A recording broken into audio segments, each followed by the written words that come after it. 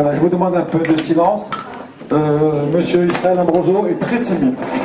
Voilà, après ce qu'il a passé, on peut vraiment dire que sa timidité a pris le dessus. Et je vous demande donc, s'il vous plaît, de faire le silence, d'écouter ce qu'il a à dire. Sa voix ne porte pas beaucoup. On peut partager ce que vous avez à dire? Ce serait peut-être intéressant. Voilà, merci beaucoup. Voilà. Donc, monsieur Ambroso Israël, hein, à la reprise d'abord, et quoi? Il a fait dimanche avec Shabbat. Voilà, donc monsieur Ambroso va vous raconter son histoire. J'ai même pas besoin de vous dévoiler ce qu'il a à nous dire, mais c'est très important qu'il vous la raconte. Il va la raconter succinctement, il va vous dire ce qui s'est passé dans sa vie, et après quoi, vous poserez toutes les questions que vous voulez. Hein, j'espère que lui pourra répondre et que le Rav Citruc, dans sa connaissance, pourra également donner quelques petits aperçus de ce que éventuellement on pourrait s'attendre à ce qu'il nous dit, parce que bien des gens ont eu son cas, bien des livres ont été écrits par rapport à ce qu'il a vécu, mais lui il a vécu réellement, c'est-à-dire que vous avez l'écrivain vivant devant vous qui va raconter ce qui lui est arrivé, donc forcément c'est vrai. Hein, on ne peut pas croire qu'effectivement ce qu'il raconte, excusez-moi d'être aussi trivial, mais c'est des bobards, c'est pas possible. D'accord? Alors, soyez gentils, écoutez-le attentivement, et s'il y a des questions à poser, on vous donnera la parole. Merci. Tu veux t'asseoir ou tu veux rester debout? Tu veux t'asseoir. Voilà. Voilà. Et soyez gentils et indulgents également. Et, il faut nous conditionner. Pardon? On est conditionné. Hein. Voilà, vous êtes conditionnés. Là, j'ai pas l'impression, il y a des dames qui ne sont pas tellement conditionnées. Voilà, bon, Hachem. On ne supporte plus. Bonjour à tous. Alors, je vais vous expliquer un peu ce qui m'est arrivé. Alors, j'ai eu 3 accidents dans ma vie. Le premier, c'était pas très grave. Je parle trop fort? Non. Plus fort? Ah, voilà. Donc, j'ai eu 3 accidents. Le premier, c'était à 30 ans. Je suis passé sous un camion sur le périphérique, causé un accident de moto. Et bon, à la suite de ça, j'ai voulu revenir en moto. J'ai pas pu lâcher mon bras gauche, ne bougeait plus. Il y avait l'os qui sortait de l'épousson. Bon, voilà. Deuxième accident que j'ai eu, ça a été 20 ans après. J'habitais dans une maison, j'ai fait un feu de broussailles pour brûler les feuilles mortes, etc. Et j'ai pris feu. Je suis arrivé à l'hôpital. On m'a dit voilà, vous allez sûrement aller au Grand Brûlé à Paris. Et au bout de 3 jours, tout est parti. Donc, bon. Et le dernier accident, c'est l'accident de moto, il y a 17 ans maintenant. Je suis tombé dans le coma après un grave accident de la route. Et quand je suis tombé dans le coma, j'étais au-dessus de mon corps. Donc je voyais tous les médecins ce qu'ils faisaient. Et ils m'ont emmené en hélicoptère à l'hôpital de Besançon. Donc ils m'ont mis dans une chambre. Et je voyais donc tout ce que faisaient les médecins. Ils s'occupaient de moi, ils m'ont mis des tubes partout. Donc je suis resté 4 mois dans le coma. Et pendant mon coma, je quittais mon corps pour monter dans le ciel. Et quand je montais là-haut, j'étais toujours accompagné d'anges. Il y en avait un à droite, un à gauche, blanc, énorme. Je ne sais pas, comme la tour Azraéli ou la tour Eiffel, énorme. Et ils avaient plusieurs paires d'ailes. Et ils m'emmenaient partout où je voulais. Donc j'ai voulu visiter le monde entier. J'ai visité le monde entier, sans jamais avoir été. J'ai demandé donc aux anges, la première destination que je voulais voir, c'était Israël. Pourquoi, je ne sais pas. J'étais jamais venu en vacances de ma vie, je ne connaissais pas du tout. J'ai dit, je veux voir Israël. Donc ils m'ont emmené au Kotel. Et quand je suis arrivé au Kotel, j'ai vu une pierre un peu bien particulière, avec des formes, voilà, un endroit bien précis. Bon, j'ai pas prêté attention. Après ça, je suis revenu dans mon corps. Alors quand on rentre dans son corps, c'est une catastrophe. Le corps, il est doux, c'est lourd à porter, c'est horrible.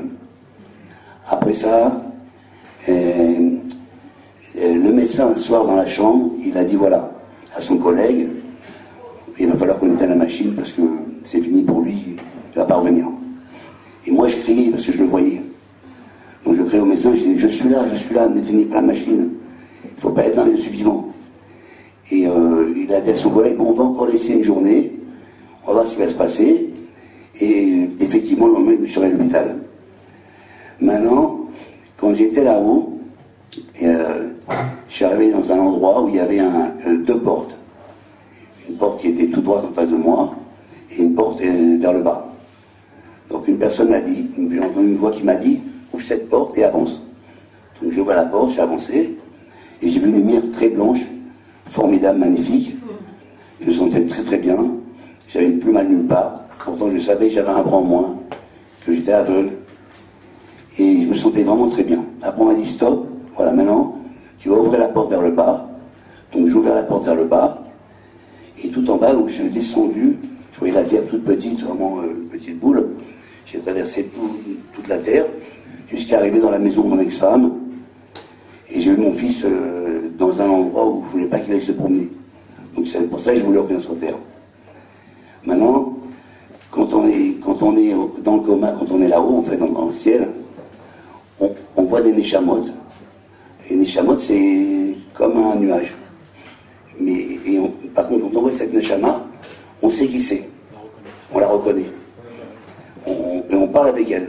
On sait exactement tout d'elle, son prénom, son nom, c'est tout d'elle.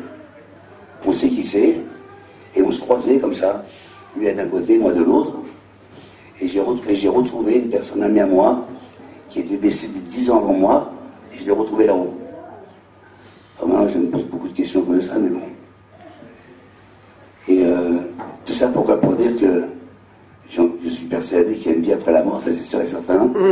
Et si c'est ça la mort, ben c'est magnifique. C'est magnifique. C'est tellement beau là-haut.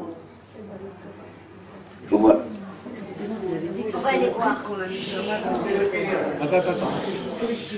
C'est quand j'étais là-haut, de temps en temps, je descendais dans mon corps. Quand on rentre dans son corps, c'est lourd. Le corps est très lourd. Je sais pas, c'est lourd à porter. Alors que quand on est sans le corps, on est bien. Et toutes les personnes aussi qui sont venues voir l'hôpital, je sais exactement qui est venu me voir, comment ils étaient habillés, quel moment ils sont venus, les paroles qu'ils ont dit, comme je vois. On voit exactement les personnes comme on voit. On est conscient qu'on n'est pas dans le corps. Oui. Mais combien de temps vous étiez dans le coma? 4 mois. 4 mois. 4 mois. Ils ont dit à... Tous les jours, mais comment c'était là? Il y avait un rapport avec le temps? Non, justement, il n'y a pas d'espace-temps. Pour moi, j'ai eu l'impression de vivre des millions d'années. Tu es parti dans un instant que tu voulais visiter, tu y allais. Oui. J'ai pas entendu. Abad va vous dire. Il n'y a pas d'espace-temps. En fait, pour moi, j'ai vécu des millions d'années. Quand je suis redescendu sur Terre, après les 2 ans de rééducation, moi, je pensais jamais revoir ma famille, parce que je me suis dit, j'ai vécu des millions d'années, j'ai perdu tout le monde. En fait, non, j'étais que 4 mois dans le coma.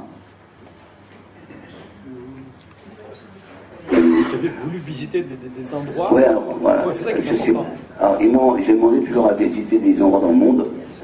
Et à chaque fois que j'allais dans des maisons, c'est que dans des maisons où il n'y avait que des juifs, et qu'à des moments, ils faisaient des prières. Soit une bar mitzvah, une fête, un kidouche, peu importe, mais toujours dans des maisons de juifs.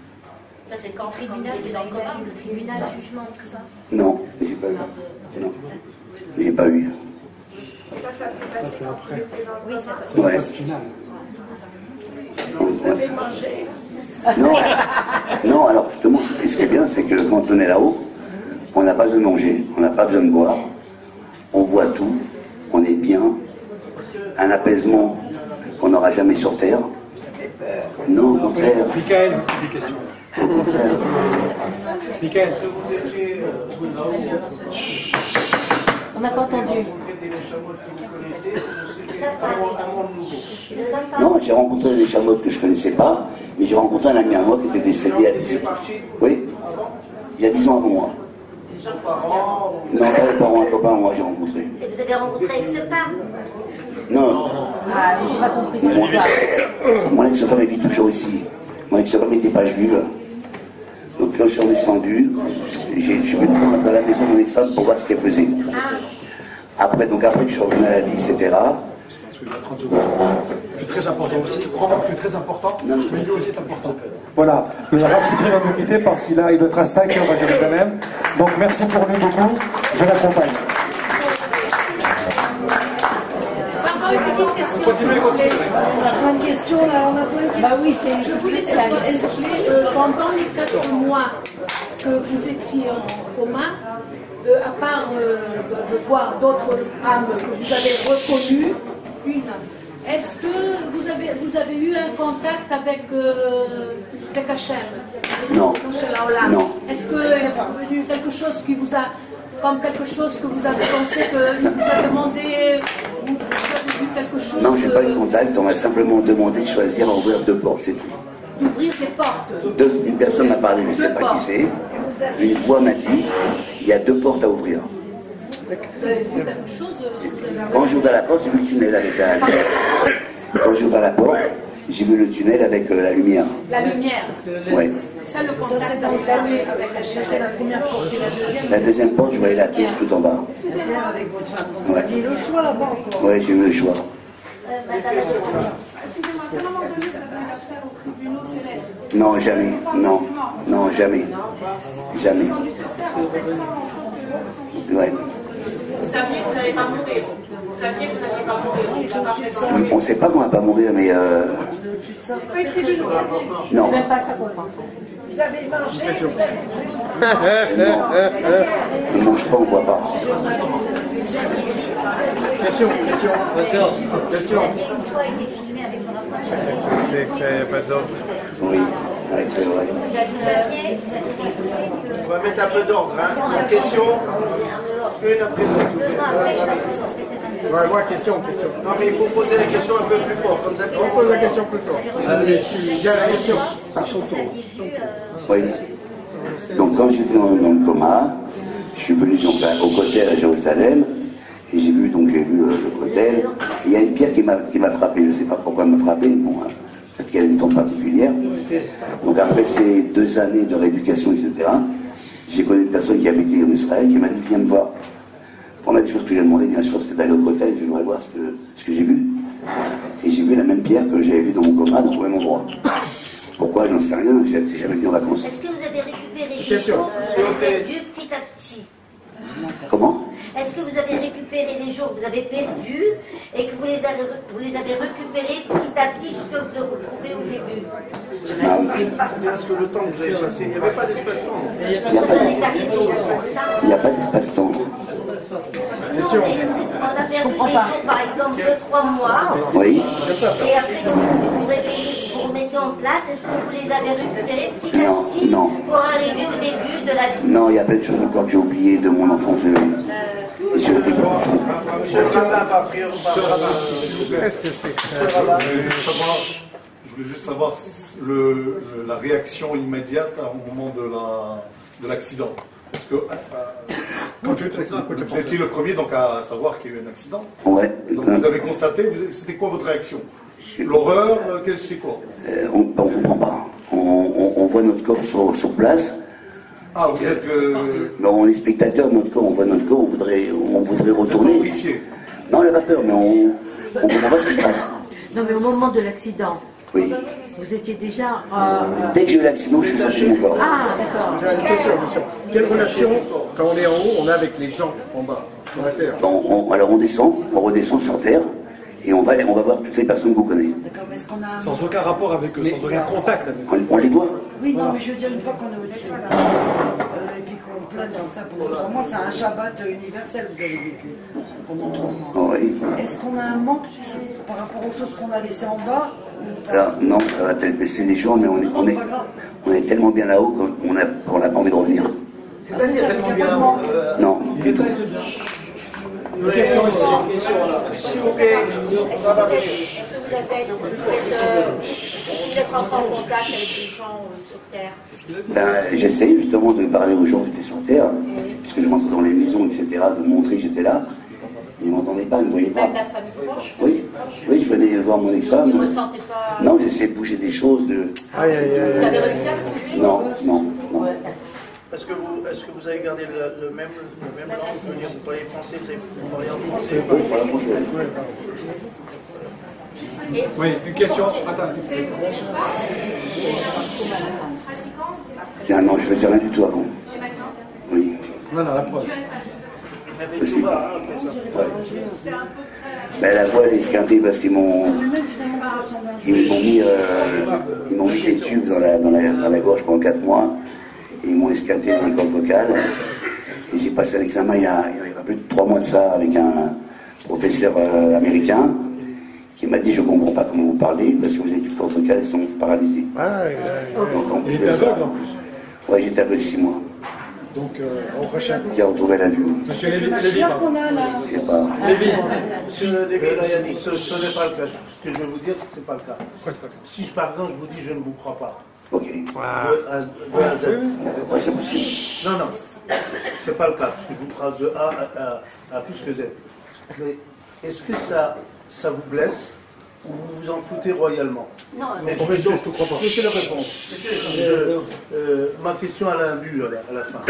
Je veux savoir quel est votre sentiment intérieur. Si personne ne me croit pas. Oui. Si je vous dis non, c'est pas vrai. Tout ça. Non, ça me gêne pas. Ça me gêne pas parce que ce que j'ai vécu, c'était tellement beau pour moi que voilà, je m'en fous un peu si on ne me voit pas. Voilà. mais quand vous racontez votre histoire, vous tremblez, vous êtes gêné, vous êtes plus le même. Non, je ne suis plus le même du tout. Ah voilà, moi aussi ça m'a. Parce que mon ex-femme, après, on s'est séparés, puisqu'elle ne me reconnaissait plus du tout. Ah oui, voilà. Je n'étais plus le même du tout. S'il vous plaît. Une autre question là. Vous avez dit que lorsque vous étiez donc en haut, vous avez rencontré quelqu'un qui était mort.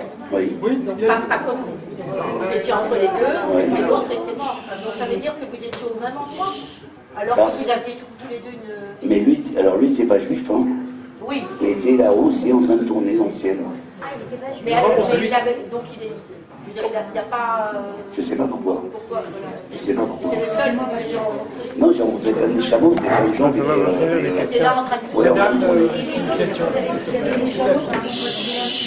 Madame, une question. Attends, une question. Ça vous a apporté, vous avez l'expérience? alors, ouais, parce que malgré la souffrance, Par rapport à ce que dit le rabbin. je suis le plus heureux de la Terre. Pourtant, j'ai un bras en moins, j'ai des électrodes dans le cerveau, j'ai un neurostimulateur ici, j'ai une pompe avec de la morphine dans le ventre. Je suis tout le temps à l'hôpital pratiquement pour faire des examens. Et malgré ça, je suis le plus heureux de la Terre. D'être redescendu. Oui, parce que j'ai rencontré ma femme ici. Et j'ai eu 2 enfants. Voilà. Une question, s'il vous plaît, là. Moi, je trouve le témoignage très beau, mais quelle est la finalité de ce témoignage? Qu'est-ce qu'on doit tirer de ça? Qui est d'abord la Maba? D'abord. Voilà. C'est ça, je vois. D'abord, qui est Je pense que C'est rare C'est un miracle, c'est... pour moi, c'est un miracle. Je sais que c'est un miracle. Mais je pense que sur Terre, on doit être là pour faire du bien, quoi, c'est tout. Bravo. Je pense, c'est tout. Il n'y a que ça qui est bien. C'est un cadeau C'est un cadeau du bon Dieu. Alors je le remercie tous les jours malgré que je souffre. Même si des fois je suis en colère contre lui. J'ai posé la question au Rav, c'est tout à l'heure. Je dis: est-ce que c'est normal que je suis en colère contre le bon Dieu? Ben oui, tout à fait, c'est normal. C'est normal. Parce que je souffre quand même tous les jours, c'est pas facile, mais bon. Excusez-moi. Encore une fois, j'ai. Israël. Excusez-moi, j'ai une question. Vous avez dit tout à l'heure que vous avez eu l'impression pendant cette période-là d'avoir vécu des millions d'années. Oui.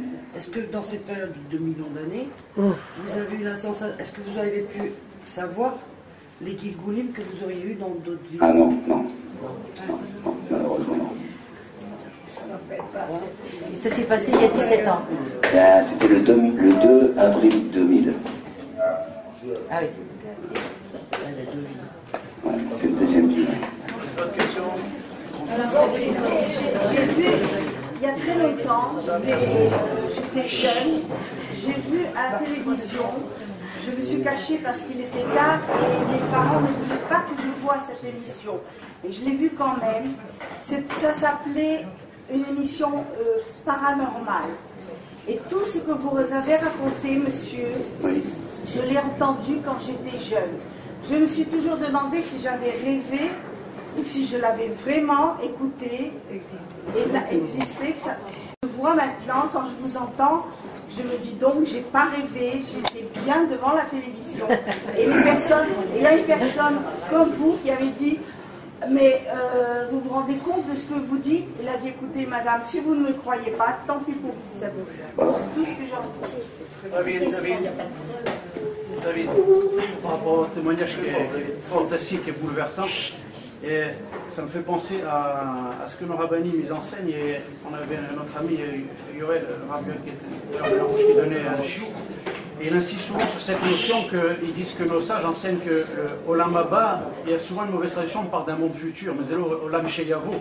Olam Haba, c'est de permettre justement dans ce monde de retrouver la lumière de l'unité.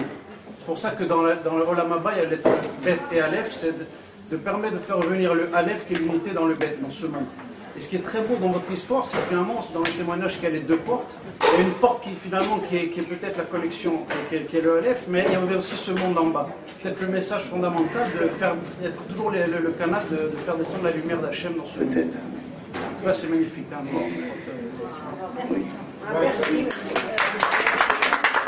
Dernière question, on parle à la main.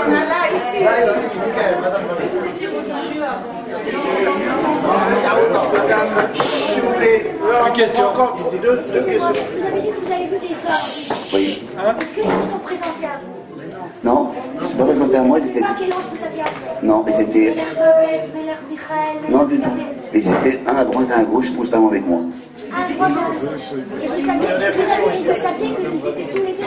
Je vais, si vous permettez, dans tout ce qu'a dit monsieur Israël, hein, faut comprendre une seule chose. Il y a 17 ans, s'il vous plaît,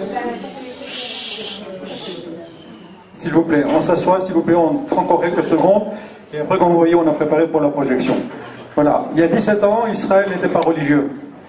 Il ne savait pas du tout ce que c'était que la Neshama, même à la limite, je ne sais pas ce que le Kadosh Baruch Hu, il ne connaissait pas, il ne connaissait rien. Donc il n'avait aucune notion des questions auxquelles vous avez des réponses. Ce qu'il faut savoir, 30 secondes madame, je vous donne la parole. Ce qu'il faut savoir, c'est que Israël n'était pas mort. C'est ça qu'il faut comprendre. Israël était dans un monde entre deux étages, entre deux mondes.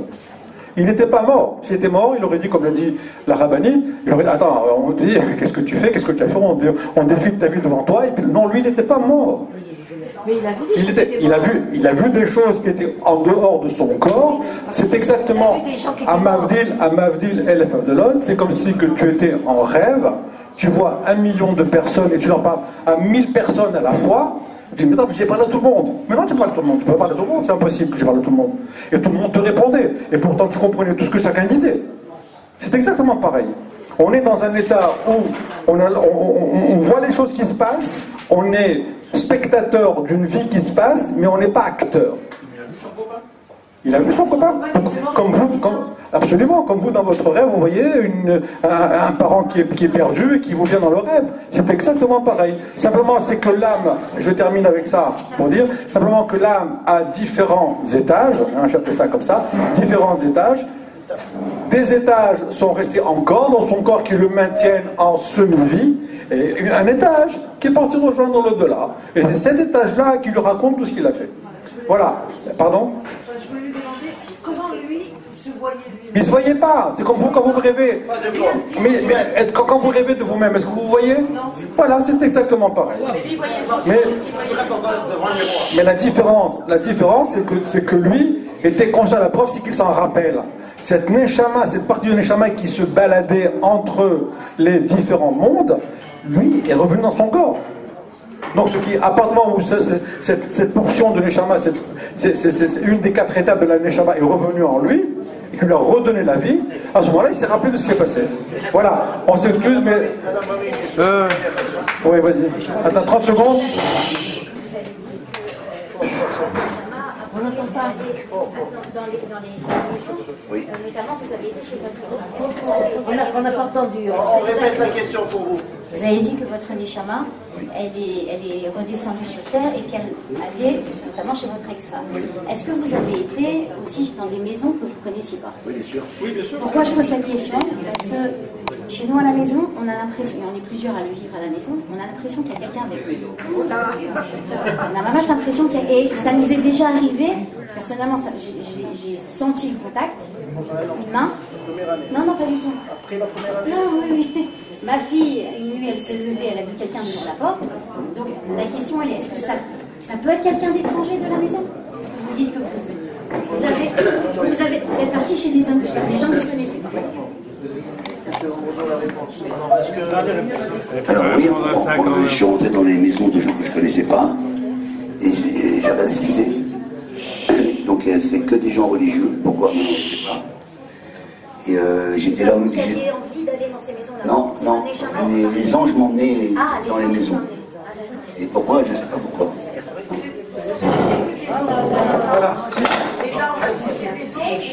Non, c'est des comme des poches pour enfants, mais énormes.